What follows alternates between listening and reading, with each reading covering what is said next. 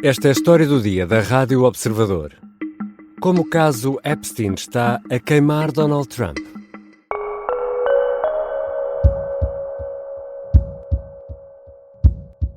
It's all been a big hoax. It's perpetrated by the Democrats, and some stupid Republicans and foolish Republicans fall into the net. Donald Trump diz que tudo é um embuste e que alguns dos seus apoiantes são, e citamos, estúpidos por cair no que considera ser uma tramóia.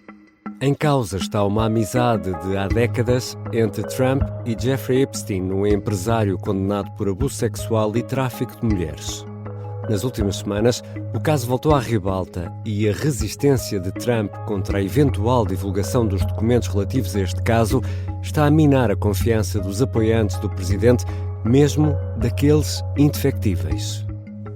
Que caso é este e em que medida pode abalar a presidência de Trump? São perguntas para a conversa com Bruno Cardoso Reis, historiador e habitual comentador de internacional da Rádio Observador, é também o autor do podcast 5 Continentes. Eu sou o Ricardo Conceição e esta é a história do dia de terça-feira, 22 de julho.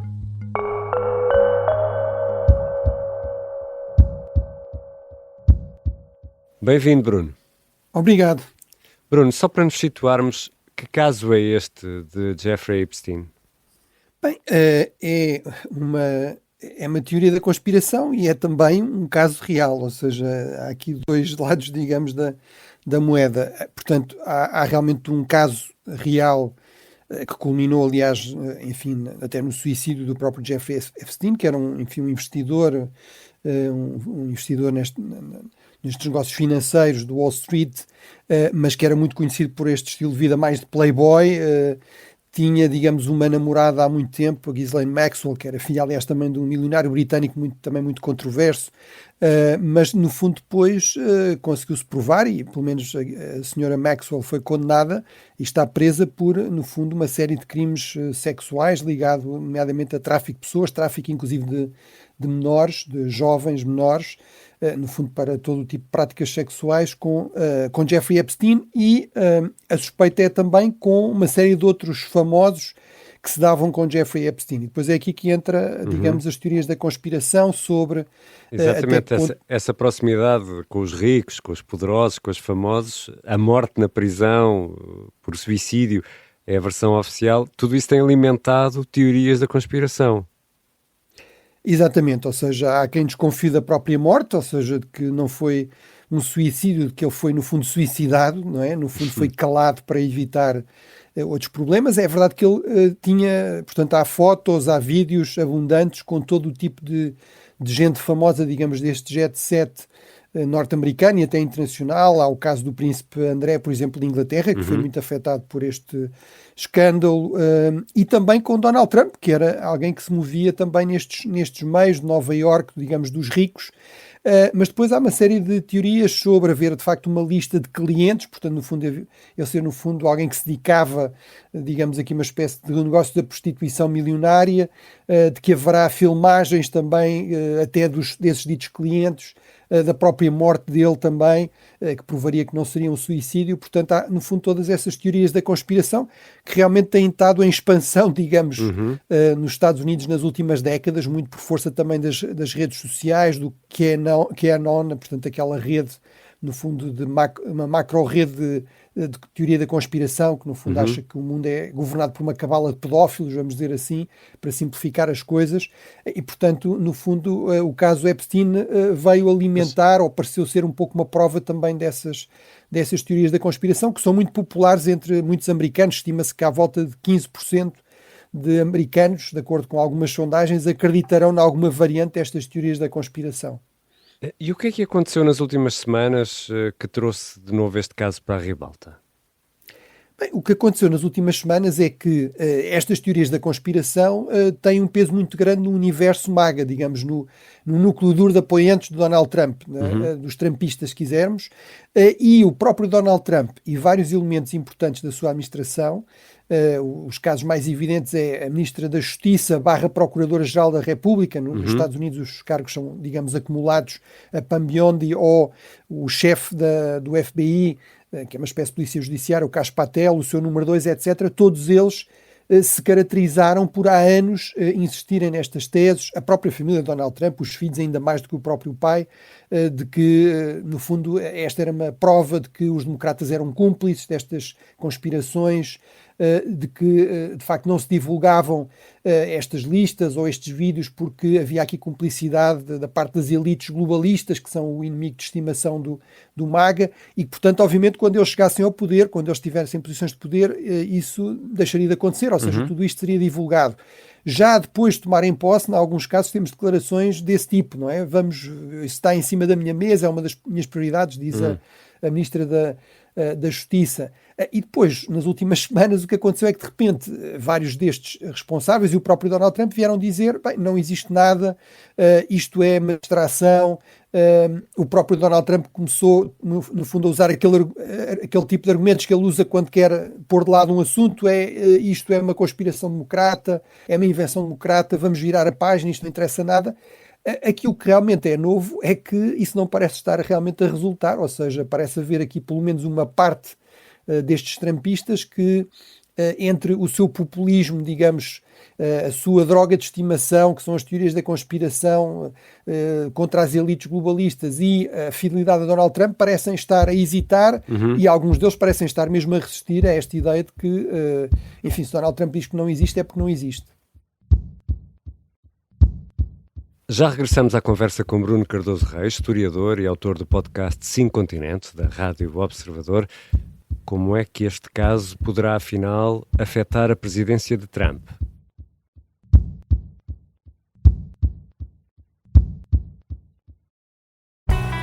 Uma poça de sangue no chão, diversas marcas de bala no chão e nas paredes do hotel. Esta é a história do ano em que 2 grupos terroristas internacionais atacaram em Portugal. Um comando paramilitar tomou de assalto uma embaixada em Lisboa e uma execução sumária no Algarve abalou o Médio Oriente. Episódio 1. Um corpo no lobby do hotel.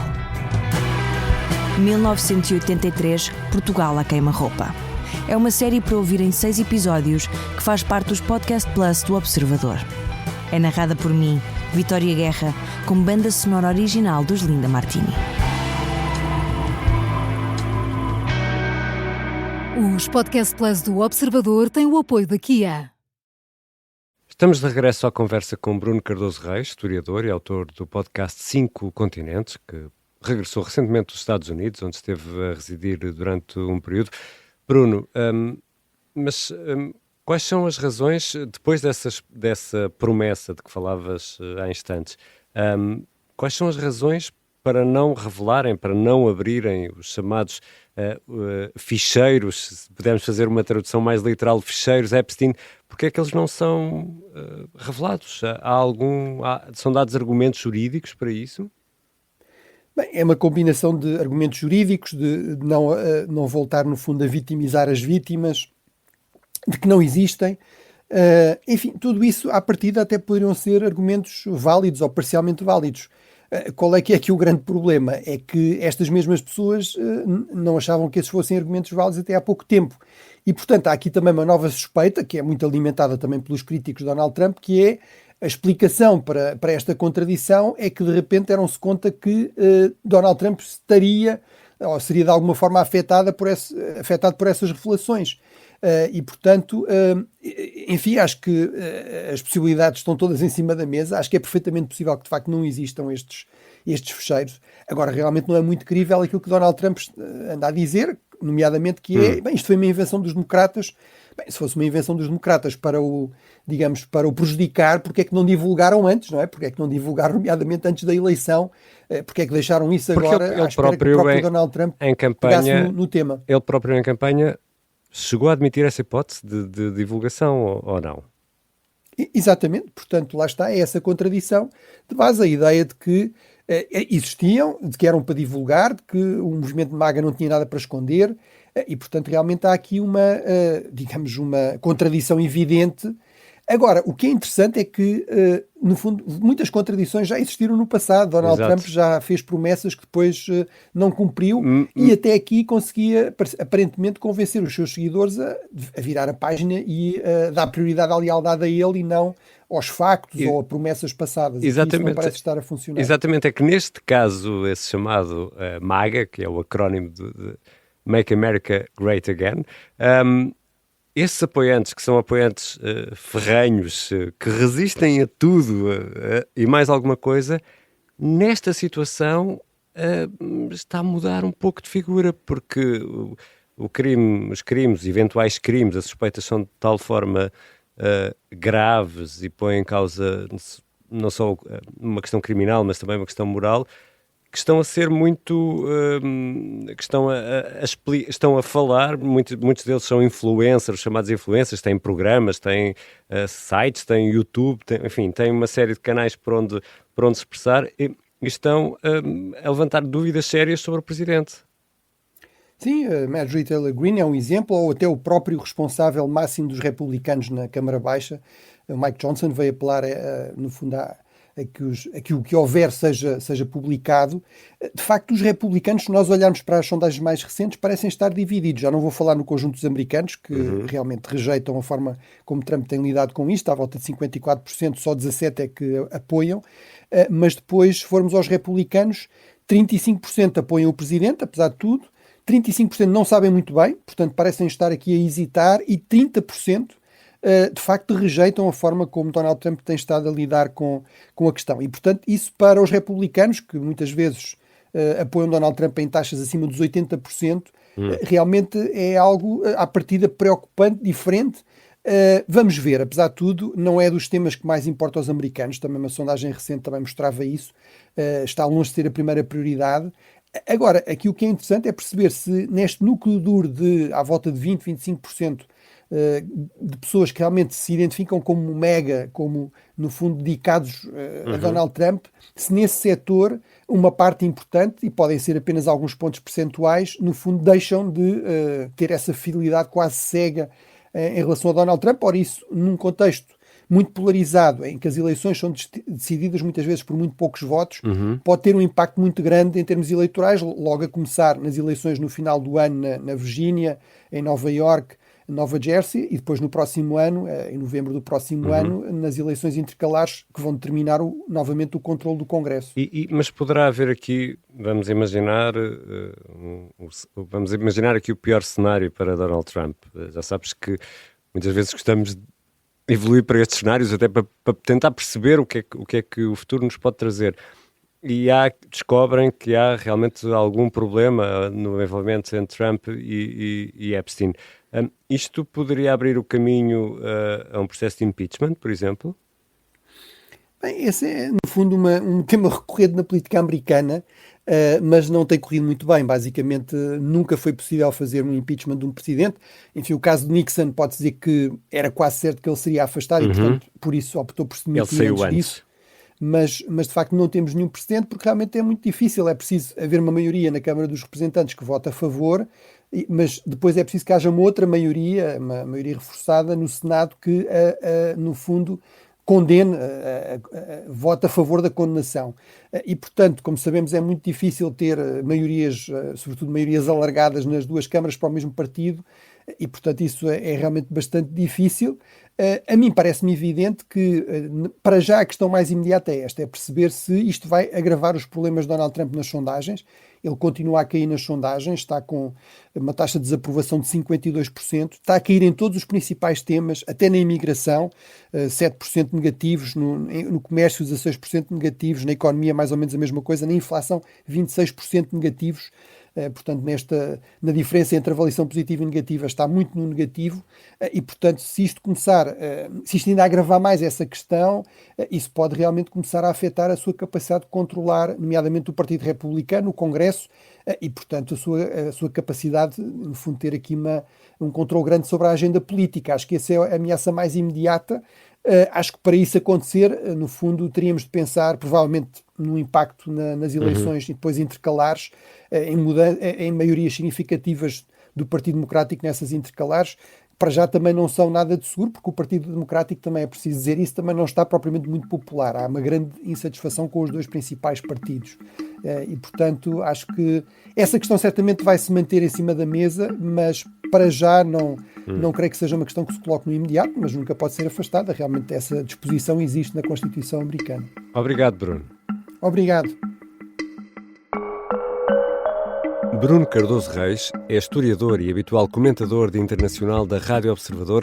É também o autor do podcast 5 Continentes. Ficam ainda 3 destaques para esta terça-feira. O Presidente da República recebe em audiência o Chega e também Mariana Leitão, que no sábado foi eleita líder da Iniciativa Liberal. No Parlamento está prevista a audição do Conselho de Administração da RTP sobre a demissão da Direção de Informação, isto na Comissão Parlamentar de Cultura, Comunicação, Juventude e Desporto. E às 20h, no futebol feminino, há um Inglaterra-Itália que jogam a primeira meia-final do Europeu na Suíça. Na quarta, será a vez de Alemanha e Espanha se defrontarem para saber quem vai à final no domingo. E neste dia 22 de julho, assinala-se o Dia Mundial do Cérebro. Esta foi a história do dia. A sonoplastia é do Bernardo Almeida, a música do genérico do João Ribeiro. Eu sou Ricardo Conceição. Até amanhã.